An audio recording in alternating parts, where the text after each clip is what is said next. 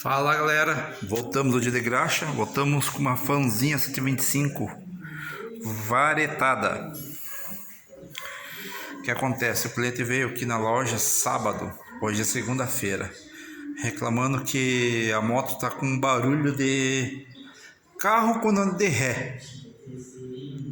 Aí desmontei o cabeçote, o cilindro. Pode ver, já tá com uns arranhão feio. Tá com uns arranhão. E eu fiz teste de vazão. Você pode ver que tá bem molhado aí, ó. Como que é feito esse teste aqui, ó? É deixado de pé, colocado gasolina aqui e ele não pode vazar nas válvulas, ó. Ele não pode vazar. Se ele vazar pelas válvulas, não tem compreensão suficiente o motor.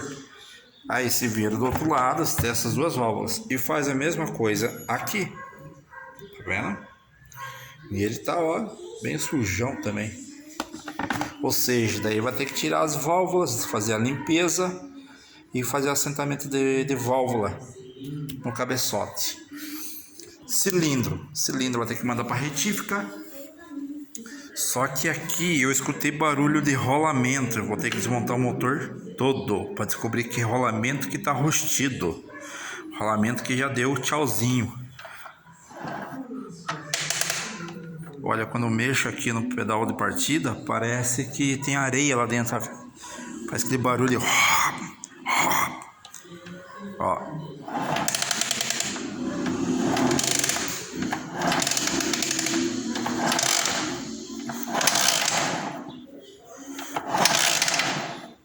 Tá vendo?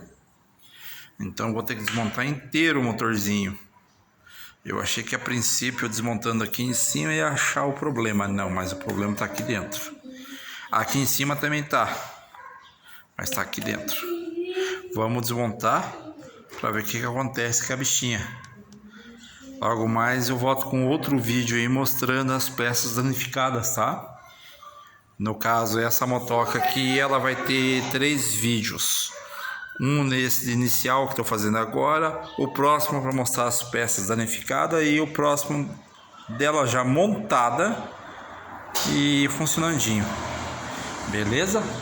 Partiu aí, galera. Quem curtiu, dá seu like, seu joinha, fortalece o canal bastante aí, compartilhe, comente aí que seus comentários vão ser respondidos. E bora lá. Partiu, mais uma motoca.